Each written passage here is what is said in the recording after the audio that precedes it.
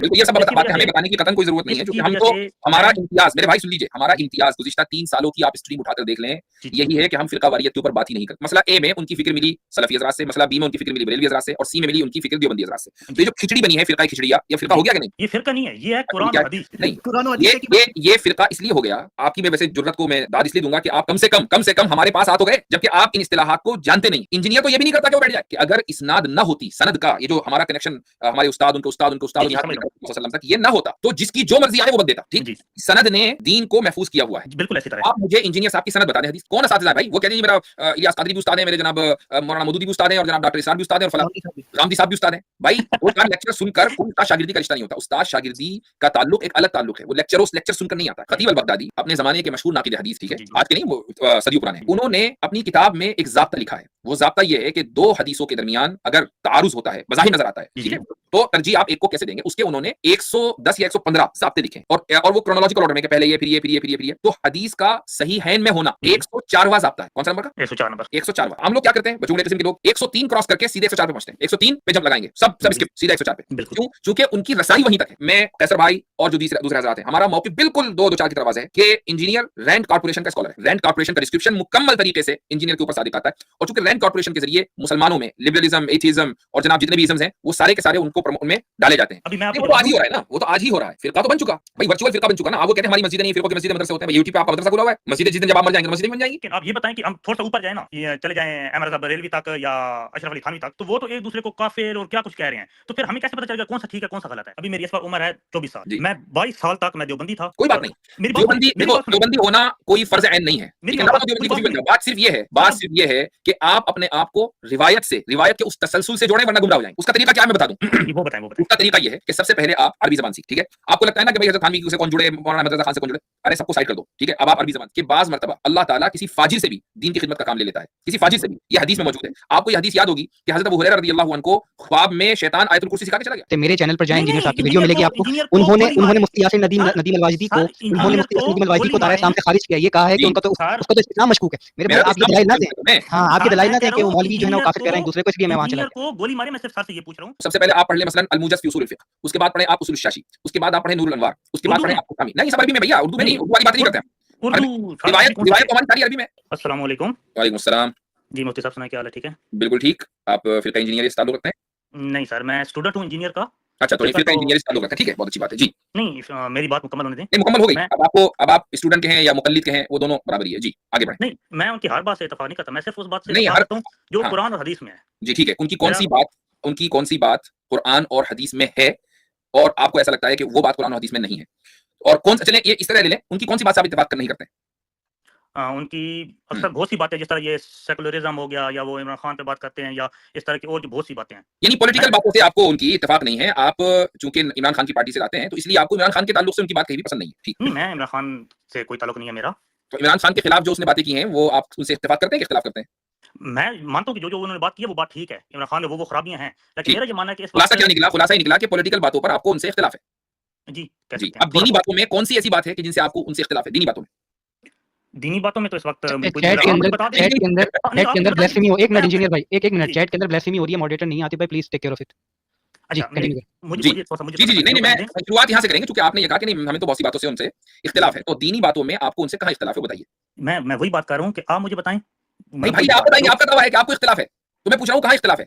जिस तरह वो कहते हैं कि जिस तरह गुस्ल में वो कहते हैं कि बाद में अगर पाँव जो धोने हैं ना, से साबित है कि उन्होंने एंड पे पाँव धोए हैं, तो वो कहते हैं कि वो अगर पाँव मतलब धो लें तो अफजल है। तो लेकिन मेरा ये मानना है कि उस वक्त जो मतलब था कि पाँव गंदे हो जाते थे, इसलिए हज़रत मुसल्लम धोते थे। अभी तो और सिस्टम, अभी तो बात है, वॉशरूम है, साफ है, इनमें अगर ना धो जाए तो ठीक है। नहीं, छोटी-छोटी बहुत सी बातें हैं। इन छोटी-छोटी बातों में आपको इंजीनियर साहब से इख्तिलाफ है। इंजीनियर साहब कहते हैं कि गुस्ल में पाँव धोने जरूरी है, वो कहते हैं अफजल है। मैं कहता हूँ ये होने नहीं चाहिए, होने नहीं चाहिए। अच्छा ठीक है, यानी आपको इख्तिलाफ है कि पाँव अगर धो लिए तो पानी वेस्ट हुआ, इसराफ हो गया है?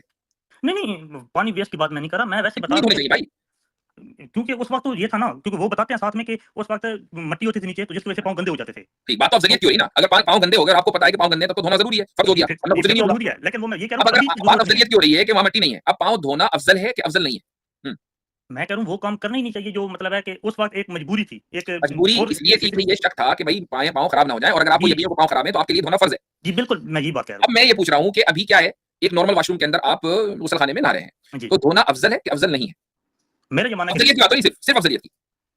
किसी के नजदीक अफजल है, किसी के नजदीक नहीं। आपके नजदीक भाई, आपके नजदीक अफजल है। नहीं, मैं कोई जमात को लेके नहीं चाह रहा, मैं सिर्फ अपनी इस्लाह के लिए आया हूँ। आपके मैं पास बिल्कुल समझ गया, आपने चूंकि तारुफ एक मैं खास आपके पास नहीं शख्सियत, एक खास फिरके के इमाम के हवाले से कराया है, तो ऑब्वियसली बात है कि हम तो इसी मुझे मौजूद साहब पर एक बात बात करेंगे। मैं जी, आपको बात क्लियर करता हूँ जी, कि सबसे पहली बात कि जो फिरका है ना, तो जी। कुरान में अल्लाह ताला ने कहा है कि ऐ मोमिनो अल्लाह की रस्सी मजबूती थामे रखो। हाँ, बिल्कुल, बिल्कुल, बिल्कुल, ये सब इसकी बातें वजह हमें से बताने की कतई कोई ज़रूरत नहीं है, इसकी क्योंकि हम वजह तो से हमारा मैं इम्तियाज़, मेरे भाई सुन लीजिए, हमारा इम्तियाज़ गुज़िश्ता 3 सालों की आप स्ट्रीम उठाकर देख लें, जी, यही है कि हम फ़िरका वारियत के ऊपर बात ही नहीं करते हैं। जी, बिल्कुल ये ठीक? बात है। ये आपको भी पता है और सब यहाँ आपके इमाम साहब को भी पता है, सबको पता है। जी, बिल्कुल। लेकिन मुझे एक बात बताएँ कि जी, जी। फ़िरकों पर जो बात करेगा, जी, ठीक है? जी। फ़िरकों पर फ़िरका और जी, उसके ये कहेगा कि भई मेरे एक स्टूडेंट्स हैं, उसके खास मेथोडोलॉजी डेवलप हो जाएगी, उसकी एक खास फ़िक्र होगी, ठीक है? तो जी। क्या ये खुद एक फ़िरका नहीं हो गया?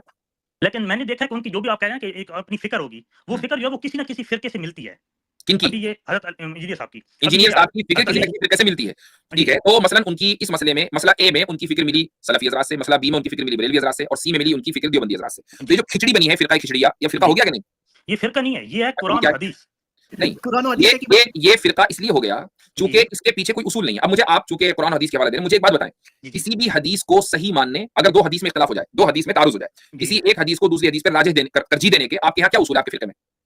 सर मेरे फ़िक्र में तो कोई असूल की बात नहीं है। मैं वही चीज़ों को लेके चल रहा हूँ जो मुहद्दिसीन ने बताए हैं, जो उन्होंने नहीं, वो असूल क्या बताए हैं। बताए हैं? 2 हदीसों के दरमियान तज़ाद हो गया, टकराव हो गया, एक को दूसरे पे तरजीह देनी है, कैसे देंगे? अगर आपके अगर फ़िरके तो के अगर अंदर। जी। मैं अपनी बताऊँगा क्योंकि मैं खुद अपनी स्टडी करता हूँ। मैं इंजीनियर साहब का सुनता नहीं, हूँ नहीं, कि आपने ये चीज़ तारुफ़ कराया इंजीनियरी फ़िरके का, तो आपको वही बता आप जो कहेंगे हम ये मानेंगे कि ये इंजीनियर साहब की बात है। जी। नहीं, नहीं है, आप ऐसे ना मानें। आपको मेरी बात समझ नहीं है, आप शुरू से उनको समझिए। रिप्रेज़ेंट कर रहे हैं और ना माने? नहीं, जी। मैं किसी को रिप्रेज़ेंट नहीं कर रहा। सर मैं अच्छा। सिर्फ़ अपनी अपनी कब्र का चलें, मानने चलें, वाला हूँ। चलें, मैं सिर्फ़ ठीक है, ये भी सही है, ये वाला भी मान लेते हैं आपकी हाँ जी, तो 2 हदीसों में तारुज़ हो गया, अब एक को तरजीह देनी है। क्या उसूल है? मैंने जो अभी तक देखा है ना रफ़ यदैन के लिहाज़ से या ऊँची आमीन के लिहाज़ से या इस हिसाब से सारा, तो मुझे कोई भी 2 हदीसें ऐसी नहीं मिली जो बिल्कुल 180 डिग्री एक-दूसरे से मुख्तलिफ हों। कोई बात अगर नहीं, 2 मैं कह ऐसी रहा हूँ हैं, कि उनमें से आपको 2 हदीसों में तारुज़ दिख रहा है, ठीक है? इन 2 हदीसों आप में कोई से मिसाल दें मुझे, किसी भी 2 मिसाल हदीस के में तौर पे। किसी भी 2 हदीस में मैं आपको कहता हूँ तारुज़ ऐसा हो ही नहीं सकता कि वो चीज़ बात हमें मिलती मालूम है। है, वो हमें मालूम है कि नहीं हो सकता। मैं कह रहा हूँ दिख रहा है, 2 हदीसों में तारुज़ दिख रहा है। दिखने की बात हो रही है, मैं नहीं कह रहा हूँ है, वो तो हमें भी मालूम है कि नहीं है।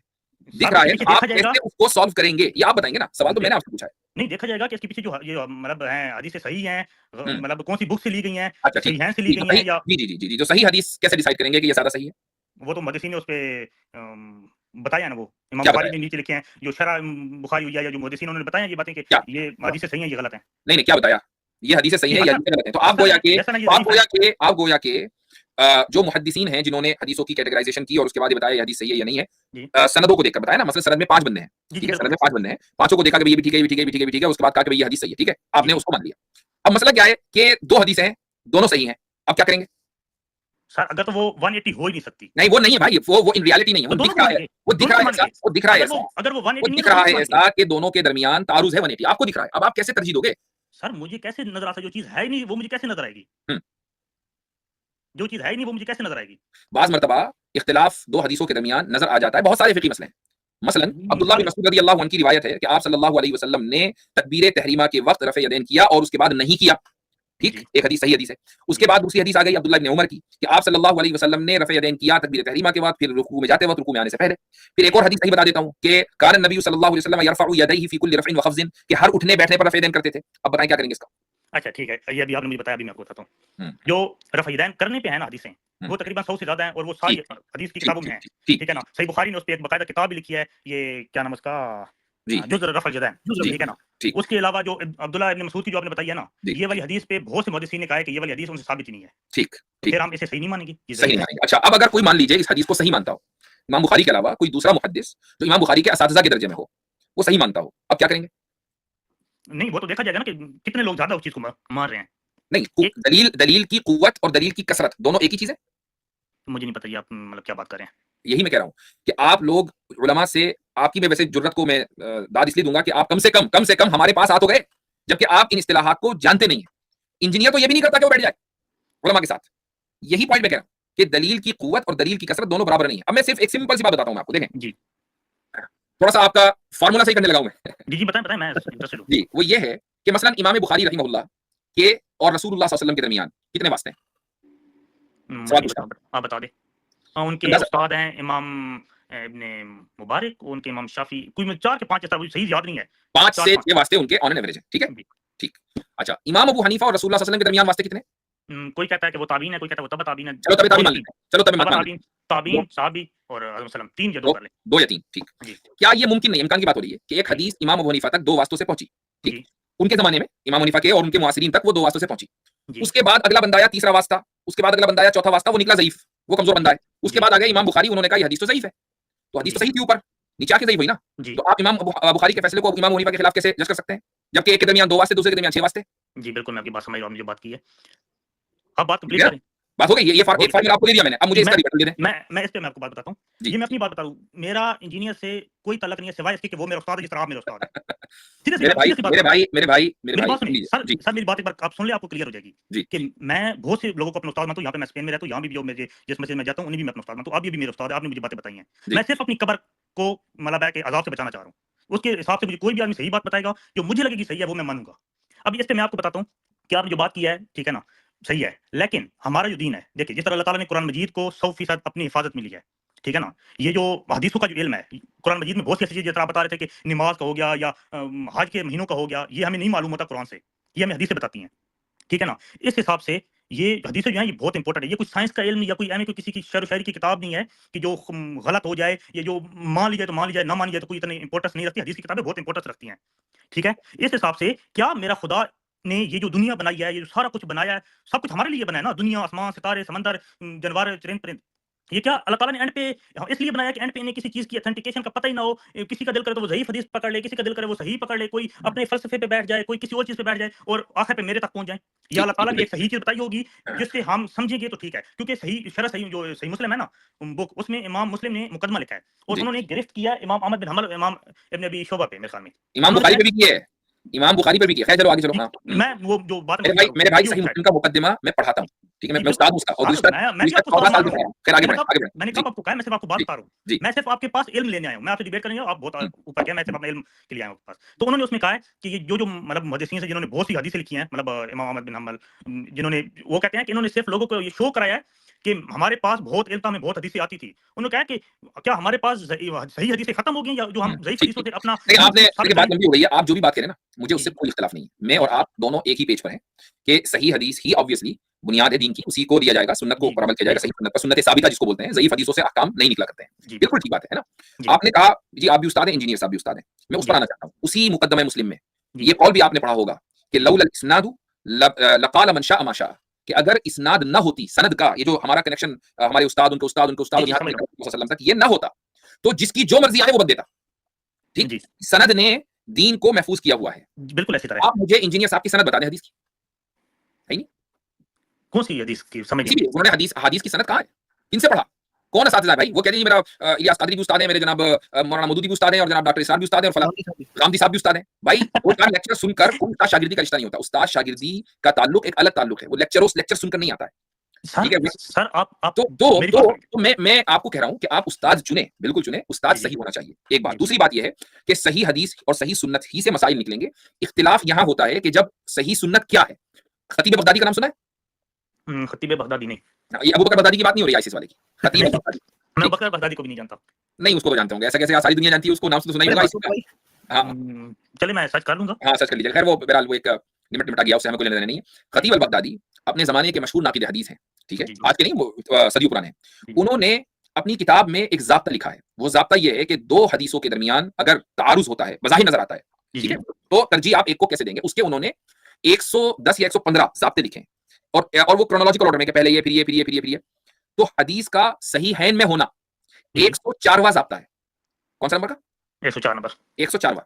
अब आम लोग क्या करते हैं, बचूंगे किस्म के लोग, 103 क्रॉस करके सीधे 104 पे पहुंचते हैं। 103 पे जंप लगाएंगे, सब जी, स्किप, सीधा 104 पे। बिल्कुल। क्यों? चूंकि उनकी रसाई वहीं तक है। अच्छा, आपकी रसाई अगर वहां तक ना होती, बल्कि आगे होती ना, तो आप इन 103 ज़ाब्तों पर भी बात करते। जी, और मैं ये बता दूं, अभी एक कमेंट भी नजर से गुजरा, कभी मैं तो फिरकों पर बात नहीं करता हूं, तो मैं एक ही मौजूद पर आ गया। जी नहीं, मैं फिरकों पर वाकई बात नहीं करता, और आज भी मेरा वही उसूल है, और मैं अपने उसूल पर का पाबंद हूं। हाँ, फिरका इंजीनियरिया एक अलग फिरका है। वो फिरका क्या है, मैंने अभी शुरू में बात की, चूंकि शुरू में इतने लोग नहीं थे, मैं इसलिए दोबारा बात कर रहा हूं। जी, मैं कैसर भाई और जो दूसरे हजरात हैं, हमारा मौक़िफ़ बिल्कुल 2-2 4 की तरफ है कि इंजीनियर रैंड कॉर्पोरेशन का स्कॉलर है। रैंड कॉर्पोरेशन के डिस्क्रिप्शन मुकम्मल तरीके से इंजीनियर के ऊपर सादिक आता है, और चूंकि रैंड कॉर्पोरेशन के जरिए मुसलमानों में लिबरलिज्म, एथिज्म और जनाब जितने भी इज्म्स हैं वो सारे के सारे उनमें डाले जाते हैं। और इनको कामयाब बनाने के लिए ये जरूरी है कि जो उलमा सद्दे सिकंदरी इन फिरकों नहीं बल्कि इन इज्म्स के सामने खड़े हुए हैं, उन उलमा को के ताल्लुक से डाउट पैदा कर दिए जाएं।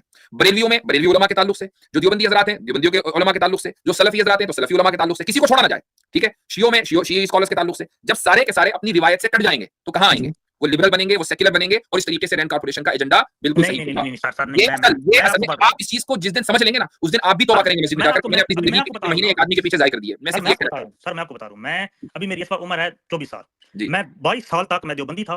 कोई बात नहीं, देवबंदी होना कोई फर्ज ऐन नहीं है, बात सिर्फ ये है कि आप अपने आप को रिवायत के उस तसलसल से जोड़ें, वरना गुमराह हो जाएंगे। जी सर, मैं रिवायत के तसलसल से जोड़ना जरूरी है। जी मैं आपको वही बात बता रहा हूं। इसमें मैं एक बात ऐड करूंगा मुफ्ती साहब, एक सेकंड रुक जाइए मेरे भाई। मैं अक्सर ये मतलब खुद भी सोचता हूं मुफ्ती साहब कि इतना अच्छा खासा लॉट है जो इंजीनियर साहब को सुनता है, अल्लाह ताला इंजीनियर साहब को लंबी उम्र दे, ये मेरी दुआ है। लेकिन at the end of the day सबने जाना है, जब वो चले जाएंगे फिर इस लॉट का, जिसको मैं कहूंगा ये बेचारे मतलब एक ऐसा शीप का लॉट है कि ये कहां जाएगा, मतलब ये इतने ज्यादा कंफ्यूज हो जाएंगे कि उसके बाद पता क्या होगा, ऐसी एनार्की फैलेगी, कोई बोलेगा मैं हूं इंजीनियर साहब का स्टूडेंट, मैं उठूंगा, कोई बोलेगा मैं हूं, आपको अंदाजा नहीं है इसके कॉन्सिक्वेंसेस क्या होंगे।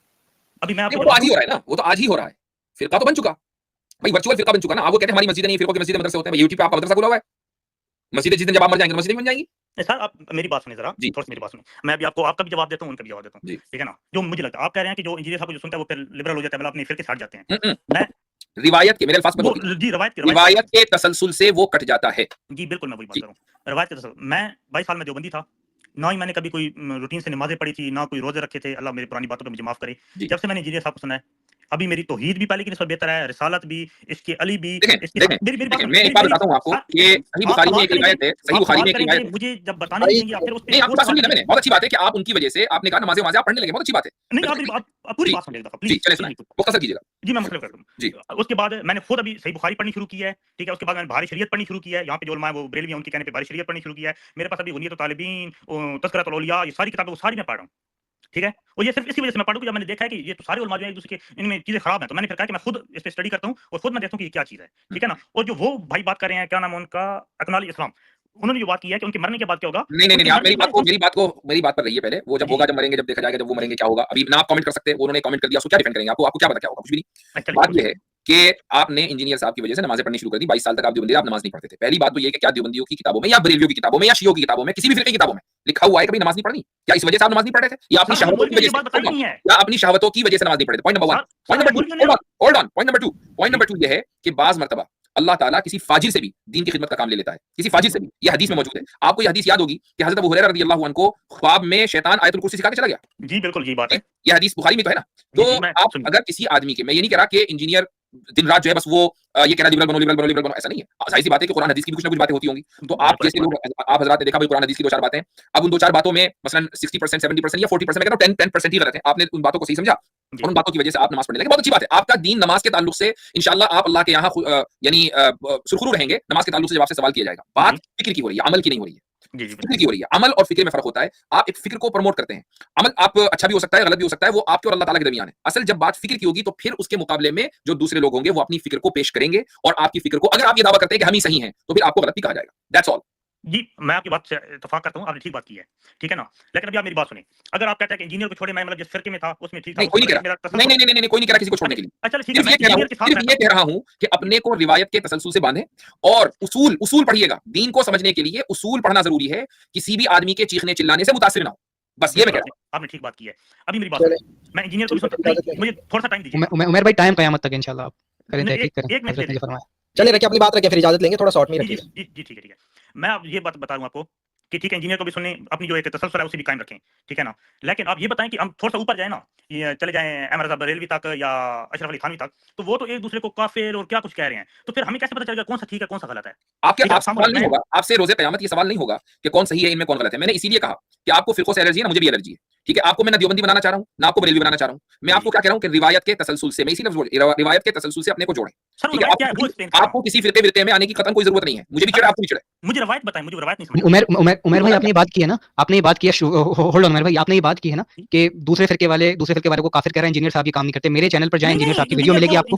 उन्होंने मुफ्ती यासिन नदीम अलवाजिदी को दायरा इस्लाम से खारिज किया। ये कहा है कि उसका तो इस्लाम मशकूक है। मेरे भाई आप ये दलाइल ना दें, हां आप ये दलाइल ना दें कि वो मौलवी जो है ना काफिर कह रहे हैं दूसरे दूसरे को, इसलिए मैं वहां चला इंजीनियर को गोली मारे। मैं सिर्फ सर से ये पूछ रहा हूँ कि ये मुझे कह रहा है मुझे इनकी बात पसंद आई है, मैं सिर्फ ये कह रहा हूँ कि वो क्या होगा, क्योंकि मैं थोड़ा सा ऊपर जाता हूँ तो मुझे सब नहीं थोड़ा सा ऊपर वही है ना जिनको आपने उस्ताद मान लिया, वो तो मुझे काफिर मान रहा है ना, मेरे इस्लाम में शक कर रहा है। अब क्या करेंगे सर? मैंने भाई, अगर हजरत थानवी ने अव्वल तो उन्होंने तकफीर नहीं की, मेरा तो इस मौजू पर मजमून है जो मैंने आज से 15 साल पहले लिखा था कि हजरत थानवी ने तकफीर नहीं की, ठीक है?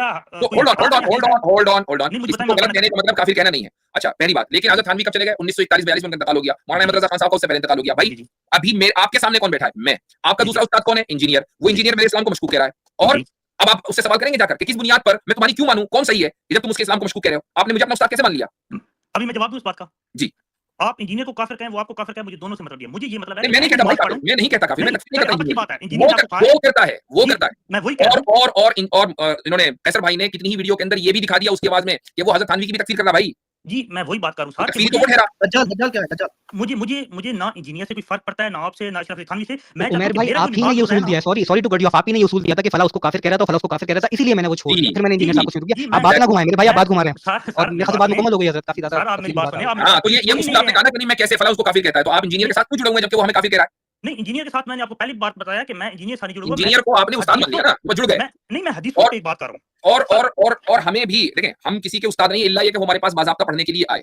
अब इस वक्त 3290 लोग जो देख रहे हैं मुख्तलिफ प्लेटफॉर्म्स के ऊपर, अब ये सारे के सारे मेरे शागिर्द कोई हैं? अच्छा, देख रहे हैं, लेक्चर सुन रहे हैं?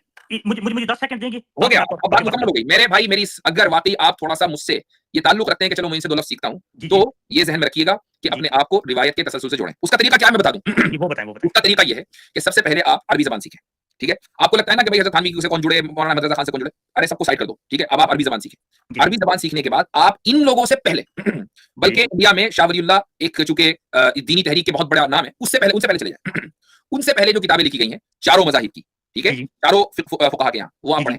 शुरुआत करें, चूंकि इंडिया पाकिस्तान के यहाँ बर्रे सगीर में सबसे ज़्यादा हनफी हैं, तो आप यहाँ शुरुआत करें उसूल फ़िक़्ह हनफी से। कौन सी किताब है? कोई किताब बताएं। अरबी में बता रहा हूँ। सबसे पहले आप पढ़ लें मसलन अल-मुजज़ फ़ी उसूल फ़िक़्ह, उसके बाद पढ़ें आप उसूल शाशी, उसके बाद आप पढ़ें नूरुल अनवार, उसके बाद पढ़ें आप हुकामी। नहीं, सब अरबी में भैया, उर्दू में नहीं, उर्दू वाली बात नहीं करते हैं। रिवायत तो हमारी सारी अरबी में, तर्जुमा में तो नहीं, ये सारी अरबी पहले पढ़नी है, उसके बाद ये सारी किताबें पढ़नी है। सर अरबी में पढ़ने लग जाऊंगा तो फिर सीखते टाइम लगेगा। कोई बात नहीं। अल्लाह, अगर आप उससे पहले ही आपका इंतकाल हो गया तो अल्लाह ताला आपको अजर देगा, नहीं हुआ तो आपका इल्म आ जाएगा, इल्म बढ़ जाएगा आपका। नहीं, लेकिन उर्दू में ऐसी कोई नहीं है किताब जो हम पढ़ सकें। नहीं, मुतरजिम हो सकता है कि उसने अपनी बातें साथ गलत कर दिया हो, तो इसलिए मैं कहता हूं कि इन तमाम कंटामिनेशन से हटकर सीधे अरबी से अपने आप को जोड़ें। ठीक, ये सारी किताबें पढ़ें। ये तो हो गया फिक़्ह हनफी में। फिक़्ह शाफी में किताब रिसाला पढ़ें, इमाम शाफी की खुद की लिखी हुई है, उन्होंने अपने उसूल बयान कर दिए कि भाई हमारे यहाँ ये उसूल है। ठीक है, इसी तरीके से आप दीगर मसालिक की, यानी जो फिक़्ही मज़ाहिब हैं उनकी किताबें पढ़ें। मुहद्दिसीन का मनहज आपको देखना है, खतीब बगदादी की किताबें पढ़ें। ठीक है, इसी तरीके से क़वाइद फ़ी उलूम अल हदीस, आपको अगर वाकई समझना है कि मुहद्दिसीन का मनहज क्या है, क़वाइद फ़ी उलूम अल हदीस तकरीबन 650 सफ़हात की है। ये सारी किताबें मैंने आपको बता दी, ये पढ़ लें। जब ये पढ़ लेंगे ना, तो आपको पता चलेगा कि रिवायत का तसलसल क्या होता है। जी ठीक, मैंने आपकी बात समझ ली है। लेकिन सर मैं ये पूछना चाह रहा हूं कि आपने अभी तक जो बात कही ये तो बहुत मुश्किल है। भैया थोड़ा मेहनत करनी पड़ती है, मुश्किल है तो थोड़ी नहीं सीखा जाएगा। चलिए ठीक है भाई, बहुत हो गया। चलिए ठीक है, अल्लाह हाफ़िज़ सर, आपका बहुत शुक्रिया। ठीक है। अच्छा हज़रत, आपने ये खतीब अल-बगदादी का जो रेफरेंस दिया बड़ा अच्छा रेफरेंस है कि 104 जो उनका क्राइटेरिया था कि सही है इनका, के ऊपर डायरेक्ट जंप लगा देते हैं। और अगर आप इंजीनियर साहब की वीडियोस देखेंगे तो उनका तो दलील देते हुए मौक़िफ़ यही होता है कि मुत्तफ़क़न अलैह हदीस है ये। जी, वो बात नहीं कर भाई, इस मौजू के ऊपर पूरी हमारे इस्लामिक लिटरेचर में बहसें हैं और किताबों की किताबें लिखी गई हैं कि किसी हदीस का सहीहैन में होना क्या उसको एब्सोल्यूट सही बना देता है, कि आप उसके मुकाबले में आप कुछ और एक्सेप्ट नहीं कर सकते। इस पर पूरी बहसें हैं, मैंने लाइब्रेरियां भरी पड़ी हैं, इनको पता भी नहीं इन किताबों के नाम।